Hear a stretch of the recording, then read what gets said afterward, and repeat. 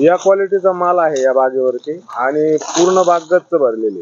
तुमच्याकडून औषध सगळं सुरेश भाऊ, बरोबर. कृषी खाताचं योग्य नियोजन, त्या हिशोबाने आपण औषधं वगैरे घेतो, त्याच्यामुळे फाटे पण वडायला लागलेले आहेत, ते उचलत पण नाहीये. नमस्कार शेतकरी मित्रांनो, आपण जे आपल्या हाताखाली बागा असतात तर त्यांच्यामध्ये प्लॉट व्हिजिट करत असतो आणि भरपूर शेतकऱ्यांच्या कमेंट्स अशा येतात की सर आम्हाला तुमच्या हातावरचे जे बगीचे आहेत ते दाखवा, शेती कशी आहे आणि मोसंबी शेती कशी केली पाहिजे जेणेकरून झाड तर चांगलं राहिलं पाहिजे परंतु गळ सुद्धा नाही झाली पाहिजे. तर याच्यासाठी मी तुम्हाला आज एका प्लॉटवरती घेऊन आलेलो आहोत. आपण शेतकऱ्यांची पण ओळख करून घेऊ आणि त्याचबरोबर हे मोसंबी शेती कशी करतात आणि त्यांचं यशामागचं कारण काय आहे. भाऊ आपला परिचय सांगा, तसंच आपलं गावाचं नाव पण सांगा. माझं नाव शेखर गिरजे, राहणार आखादवाडा. आणि आपल्याकडे मोसंबीचे किती झाड आहेत आणि झाडांचं वय काय ते पण सांगा. आपल्याकडे 330 झाड आहेत. झाडांचं वय, झाड आता 6 वर्षाचे कंप्लीट झाले, समजा 7वं वर्ष लागलं याला. आता ह्या जमिनीचा प्रकार मला वाटतं काळीची जमीन आहे पूर्ण. हा, काळी प्लस वाळकट मिक्स आहे आणि याच्यामध्ये हे जे झाडाचं काम आहे आतापर्यंत तुमचा एवढा भारी माल दिसतो या ठिकाणी. जर थोडासा माल दाखवा शेतकऱ्यांना कसा आहे ते. हा, इकडे पण दाखवा म्हणजे कसं आहे, इकडे पण दाखवा. या क्वालिटीचा माल आहे या बागेवरती आणि पूर्ण बाग गच्च भरलेली. तरी शेखर भाऊ साधारणतः एका झाडाला ऍव्हरेज किती येईल असं तुम्हाला वाटतं? आपलं 70 ते 75 किलो पर्यंत ऍव्हरेज निघालाच पाहिजे झाडाला. आता विषय असा आहे की झाडाचं वय बघता म्हणजे 6वं वर्ष चालू आहे आणि त्या 6व्या वर्षामध्ये 70-75 किलोचं नाही, माझ्या त्या हिशोबाने क्विंटल प्लस झाड हे जायला पाहिजे. आणि त्याचबरोबर तुमचं नियोजन कसं असतं, म्हणजे खताचं नियोजन योग्य वेळी कसं करता? आपलं नियोजन म्हणजे आपण एकदा शेणखताचा वापर करतो डिसेंबर मध्ये आणि फोडाच्या टायमाला रासायनिक खताचा वापर करतो जानेवारी मध्ये. आता या ठिकाणी पाणी नियोजन जे असतं, आता भरपूर शेतकऱ्यांची झाडं जे असतात तर ते पाण्यामुळे खराब होत असतात, परंतु तरी सुद्धा आपल्या एकदा पाणी नियोजन सुद्धा सांगा म्हणजे शेतकऱ्याच्या लक्षात येईल का पाणी कसं दिलं पाहिजे. पाणी नियोजन आता आपल्या झाडाला तर ठिबक काही नाहीये सध्या, आपल्याला यंदा करायची, पण झाडाला ठिबक आपली जमीन जी आहे का ती उतारायची असल्यामुळे काही गरज पडत नाही, पण ठिबक आवश्यक असते झाडाला, कारण की औषधं खतं आपल्याला काही सोडता येत नाही, त्याच्यामुळे थोडासा फरक पडतोय जमिनीला. आणि आपल्याला जर पाणी द्यायचं जर म्हटलं तर झाडाला ज्यावेळेस जास्त आवश्यकता असते त्यावेळेस आपण झाडाच्या ह्याच्यात पाणी देतो, नाहीतर मग मधल्या दांड्यात पाणी देतो, एवढं काही नसलं. कारण या ठिकाणी एक फडकी झाडाची आहे तुम्हाला दिसत असेल आणि एक त्यांच्या पायाशेजार जो दिसतोय तो दंड आहे, मधून दंड म्हणजे एक फडकी आहे छोटीशी आणि त्याने ते पाणी व्यवस्थापन करतात, तरी सुद्धा एवढा जबरदस्त माल बागेवरती आहे. मित्रांनो, तुमच्याकडे ठिबक नसेल म्हणून सुद्धा तुम्ही काही वेळेस त्या झाडाला दोष देता किंवा जमिनीला दोष देता, पण या ठिकाणी पाणी पूर्णतः बागेला मोकळा आहे आणि ड्रिप बागेला गरजेचं असतं, कारण वेळोवेळी आपल्याला जे खतं आणा, वॉटर सोल्युबल खतं असतील, औषधं असतील, त्याच्यानंतर आपण जे बॅक्टेरिया जमिनीतून देत असतो तर त्याचा सुद्धा खूप मोठा रोल असतो आपल्या बागेमध्ये. कारण जी डेफिशियन्सी दिसते किंवा आपल्याला ज्यावेळी काही काम करायचं असेल तर हे झाड एक झाडाचा प्रकार सुद्धा वेगळा आहे, म्हणून हे झाड थोडंसं खराब झालं, गावरान टाईपचं झाड आहे, परंतु डेफिशियन्सी जरी कुठली दिसली तरी सुद्धा आपण ड्रिपद्वारे काम करू शकतो. तर त्याच्यासाठी ड्रिप आवश्यक असतं, परंतु ड्रिप नसून सुद्धा एवढा क्वालिटी माल आहे.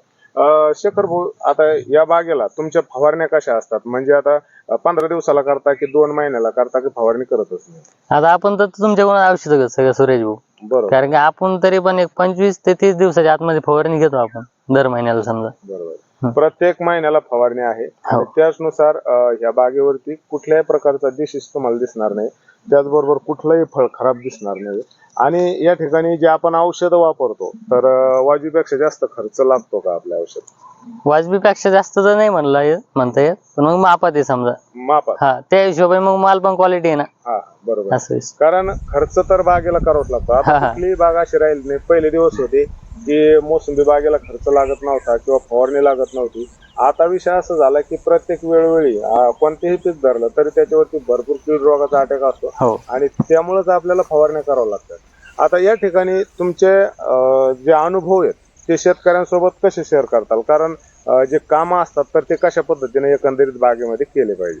आपण आता एकदा शेणखत वापरलेलं आहे बागेला डिसेंबर मध्ये, तर नंतर पण मग अशी आवश्यकता पडते का ड्रेसिंग पण करावी लागते कधी कधी, पण आपल्याकडे तर सध्या नाहीये, पण आपण यंदा करणार आहे.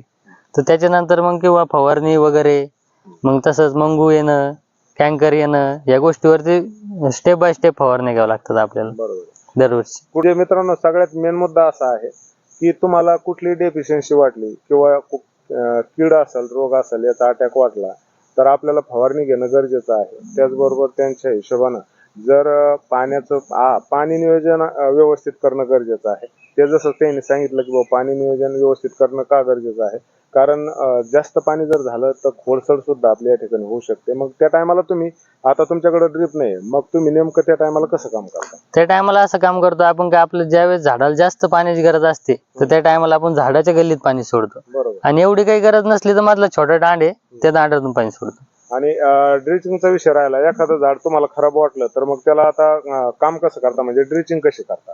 ड्रेचिंग आपण वरतूनच पाणी वगैरे टाकतो पाऊस खायच्या दिवसात, याच्यात पाणी सोडल्यावरती किंवा आपण पाणी दिलं त्या टायमाला टाकतो.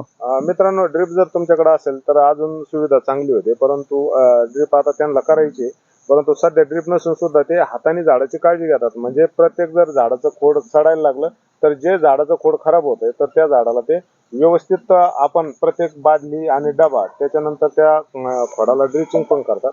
आता राहिला प्रश्न, माल धारणा करायच्या वेळी तुमच्या फवारण्या असतात का? 1-2 फवारण्या करतात का? 2 फवारण्या करतो ना आपण. ज्यावेळेस बाग फोडायची असते त्यावेळेस 2 फवारण्या करतो आपण. बरोबर. फोडायच्या कारण वेळेस. भरपूर शेतकऱ्यांना असं वाटतं की बाग ऑटोमॅटिक फुटल, मानाने फुटल, परंतु बागेमध्ये स्टोरेज असल्याशिवाय आणि काडी व्यवस्थित मॅच्युअर असल्याशिवाय बाग फुटत नाही.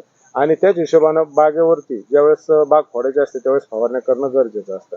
शेखर भाऊ, शेवटचा प्रश्न, आता जे शेतकरी मोसंबी शेती करतात तर त्यांच्यासाठी तुम्ही योग्य सल्ला काय द्याल? आता सुरेश भाऊ बघितलं तर शेती म्हणजे लोकांना वाटतं की एक खर्च मोसंबी शेती म्हणजे, बरोबर. पण आता खर्च केल्याशिवाय पीक तर काही येणारच नाही. आता फुकट काही शेती होऊ शकत नाही मोसंबीची, बरोबर. कारण त्याला योग्य मार्गदर्शन लागतं, योग्य खतं लागतात, योग्य औषधं लागतात, पण त्याला पण तुमच्यासारखं कोणाला तरी मार्गदर्शनच पाहिजे, त्याशिवाय एवढा चांगला माल येऊ शकत नाही. आणि त्याचबरोबर जी शेती आहे तर शेतकऱ्यांचं बागेवरती लक्ष असणं गरजेचं आहे. हे 100% गरजेचं हेच आहे, कारण आपली बागेत चक्कर वगैरे व्हायलाच पाहिजे. बरोबर. कारण त्याच्यानंतरच आपल्याला समजतं की बागेमध्ये कोणता रोग आहे, कोणती कीड आहे, त्याचबरोबर आपण बागेला काय दिलं पाहिजे. आणि त्यानुसार जर शेती करत चाललं तर तुम्हाला ह्या अशी मालाची क्वांटिटी, क्वालिटी पाहायला भेटेल. आणि त्याच्यानंतर प्रत्येक झाड तुम्हाला जर दाखवायचं ठरलं तर पूर्ण झाड त्याच क्वालिटीनं भरलेलं आहे किंवा क्वांटिटीनं भरलेलं आहे. तर मित्रांनो, तुम्हाला जर अशी मोसंबी शेती करायची असली तर कोणाचं तरी मार्गदर्शन घ्या. तुम्हाला जर व्यवस्थित परफेक्ट जमत असेल तर तुम्ही स्वतः करू शकता. पाणी नियोजन व्यवस्थित करा. त्याचबरोबर तुमचं जे कीड रोग व्यवस्थापन आहे तर ते व्यवस्थित झालं पाहिजे. त्याच्यानंतर बागेमध्ये शेणखताची मात्रा ही आवश्यक गेली पाहिजे, कारण झाडाचा रूट आणि त्याचबरोबर जमिनीची सुपीकता ही सर्व मातीवरती अवलंबून आहे, आणि त्याच्यामुळे आपल्याला शेणखत सुद्धा टाकणं गरजेचं आहे. 40-20-40 फॉर्म्युल्यानुसार म्हणजे ऑर्गॅनिक, रासायनिक आणि जैविक या हिशोबाने जर तुम्ही शेती केली तर शेतीमध्ये तुम्ही 100% यशस्वी झाल्याशिवाय राहणार नाही. आणि मोसंबी शेतीचे जे आता सध्याचे जे भरपूर प्रॉब्लेम आहेत तर या ठिकाणी शेखर भाऊ, आता सध्या गळीचा प्रॉब्लेम आहे, परंतु आपल्या बागेमध्ये गळ वाटते का? आपल्या बागेमध्ये गरज नाही. तुम्ही अख्खा बगीचा जरी येणले तरी तुम्हाला एक अर्ध जे जुनं म्हणजे अडकणचं फळ असतं तर तसं फळ दिसेल.